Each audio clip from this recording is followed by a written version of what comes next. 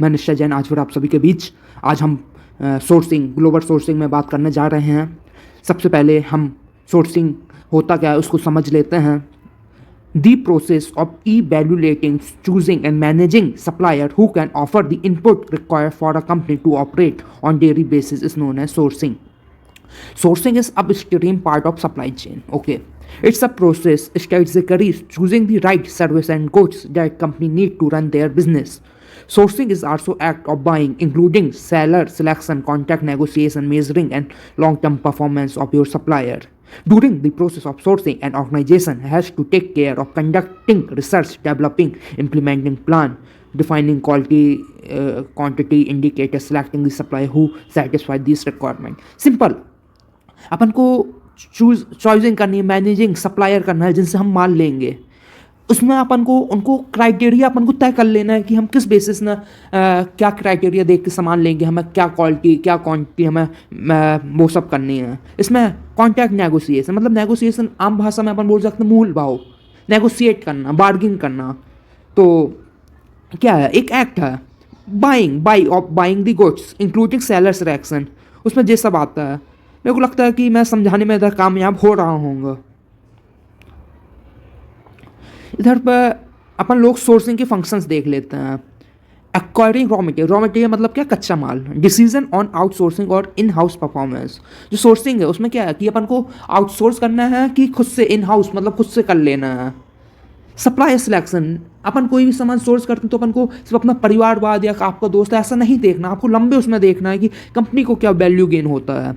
Contract negotiation, हाँ जैसे कि अभी हम बता रहे थे कॉन्ट्रैक्ट नेगोशिएशन, इसमें request for a quote, request for a proposal, request for a bid मतलब ऑक्शन, बिडिंग होनी। प्रोडक्ट डिज़ाइन, हमें प्रोडक्ट की डिज़ाइन इन सब का अपन डिस्कस कर लेते हैं। मैन्युफैक्चर कोलैबोरेशन, प्रोक्योरमेंट कैसे करनी है। Understanding of cost of goods sold, मतलब एक सामान बनाने क्या डायरेक्ट एक्सपेंस आए हैं, क्या कॉस्ट आई है।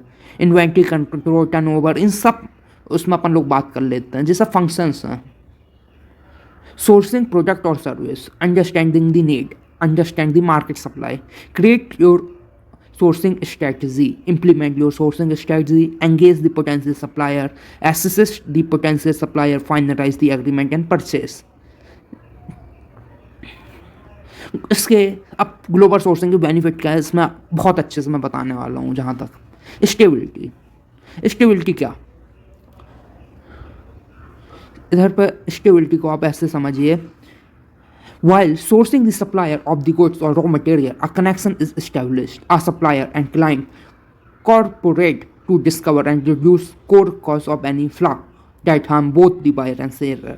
Old and reliable relationship can result the greater quality and efficiency. इसका सिंपल से आप ऐसा समझ सकते हैं, स्टेबिलिटी जब भी कुछ किया जाता है जो बायर और सेलर के बीच जो होता है, क्लाइंट और सप्लायर के बीच, उसको लॉन्ग टर्म में देखा जाता है। दोनों की अपनी कामियाँ, अपने कुछ नेगेटिव साइड्स होते हैं, दोनों को इसमें फ़ायदा होता है।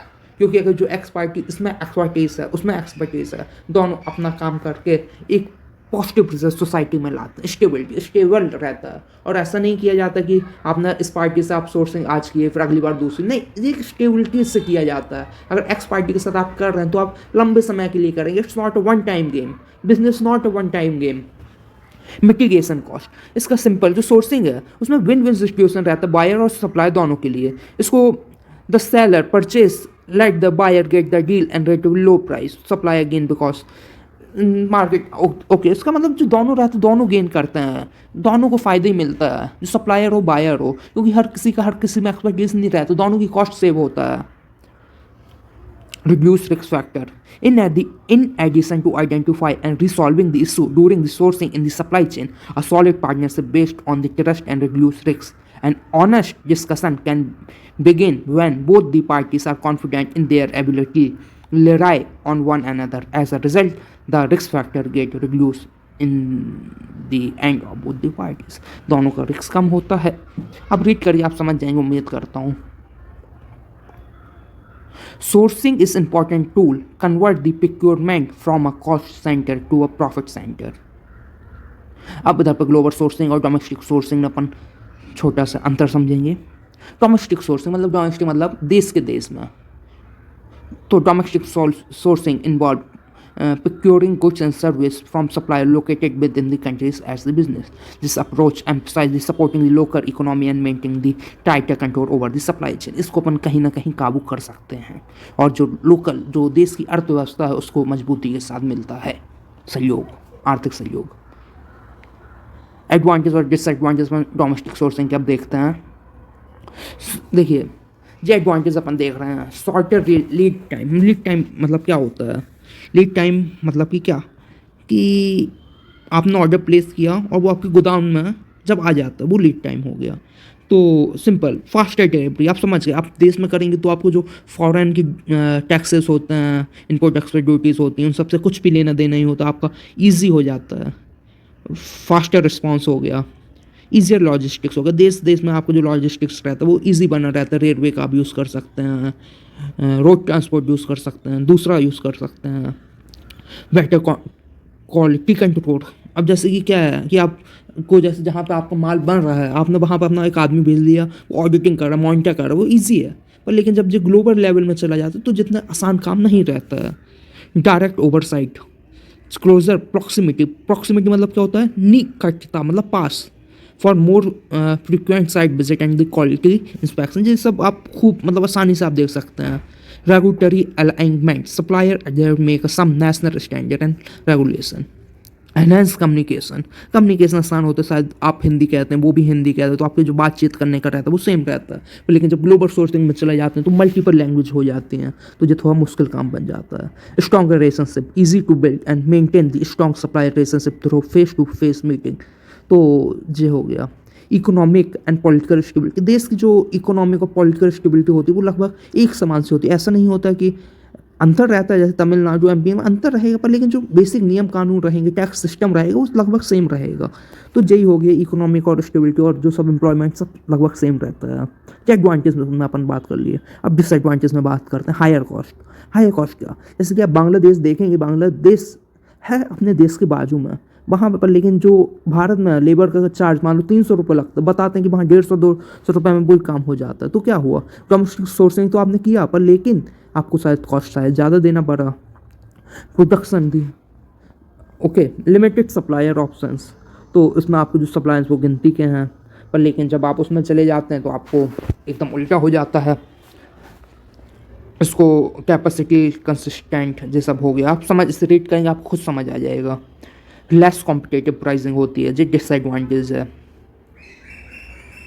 अब ग्लोबल सोर्सिंग अपन पढ़ते हैं। Global sourcing involve strategically obtaining product, service और resources from the various countries to leverage the cost efficiency, explore new market and access diverse expertise. Business can access a vast network of supplier manufacturers worldwide while engaging in this approach, empowering them to discover top-notch quality, offering the higher competitive price. Okay.